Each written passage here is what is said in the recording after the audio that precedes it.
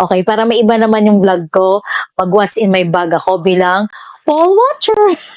Alam nyo, siniseryoso ko talaga yung pagiging Paul Watcher ko. Kasi sa dami ng pwede nilang kunin, isa ako sa napili nila, di ba? Kumbaga, flattering kaya yun. Kumbaga, pinagkakatiwalaan kanila na maging tagapagmasid. Siyempre, watcher niya tagapagmasid ng eleksyon, ng mga kaganapan ng eleksyon, ng bumoboto, or whatever. Yung ma-assist mo rin yung mga bumoboto. Ganon. Bilang Paul Watcher, medyo matagal-tagal ang oras mo dun sa presinto. Ito yung laman ng bag ko, ipapakita ko na. Ay, si OA, kala mo naman layo ng bahay namin at kala mo hindi uuwi. Flex ko lang yung TNW A37 ko na wireless mic. Maganda tong bag na to kasi ganito lang siya kaliit pero ang dami niyang compartment. Ayan, papakita ko sa inyo. Isa, dalawa, tatlo,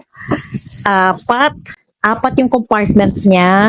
Tapos meron pa siyang yung maliit dito na compartment, bali 5.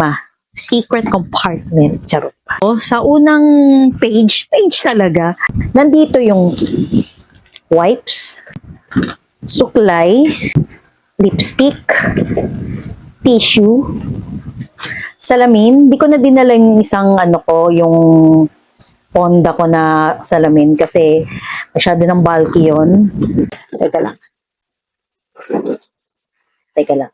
Isuot ko lang ulit ang aking TNW wireless mic. Next naman, ang aking TheraPuff. If ever na sumakit ang ulo dahil sa sobrang init ng panahon, tapos yung candy, para may nguya-nguya ka lang, eto, maganda. Hindi naman ako mahilig sa pabango nga, sabi ko nga. Pero, malay mo, may pumuntang celebrity, tapos amoy crackings ka. Magpabango ka lang ng konti. Ito yung pabango ko na nabili ko sa Scent Geeks. Ang scent nito ay Valaya or Valea, whatever. Ito yung pabango ni Bianca sa PBB. Sobrang bango niya. Ang ang bango niya talaga. Tumatagal to sa sinay ko lang dito. Tumagal siya ng mga ilang oras. Hindi ako nagtataka kung bakit nababanguhan yung mga lalaki dun sa PBB kay Bianca. Kaya pala mabango. Amoy siya. May halo siyang amoy ng angel's breath. Next, syempre, ang aking pangmalakasan na handheld fan, ang Jisoo Life. Syempre, mainit dun, di ba, sa classroom. Hindi kayanin ng electric fan dun, di ba? Ito man sa next, compartment, ang aking salamin. Sa indak ng panahon, kailangan ko yan dahil syempre, ang mata ni Mother Earth medyo malabo na. Kailangan ng mga shading at yung mga botante maghahanap ng pangalan nila. Meron ka malang ambag doon, di ba? Syempre, ang aking wallet. Ay, huwag nyo kalimutan. Kailangan magdala ng ID para kayo talaga yung botante. Tapos syempre ang aking Aura Share na power bank. Although bawal naman mag-cellphone ka pag nandun ka sa room. Pero ang ko lang, wala lang, to, parang reserba lang para sa fan ko.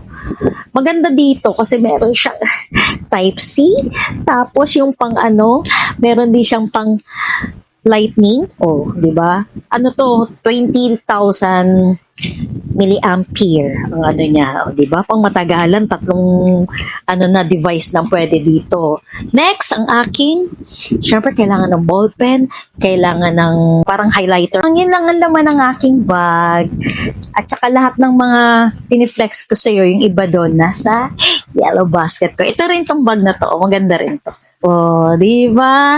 Hindi ka kasi pwedeng mag-forma ng bag doon mag-watcher ka lang naman, di ba? So, okay to, pangharabas na bag. Maganda siya kasi ang dami mo talaga malalagay. Tsaka mura lang to, wala pa sa 300. So, yun lang guys. Ito lang masasabi ko, vote wisely. Sino ba talaga yan si Wisely? Hanggang ngayon, hindi pa talaga siya nahanap.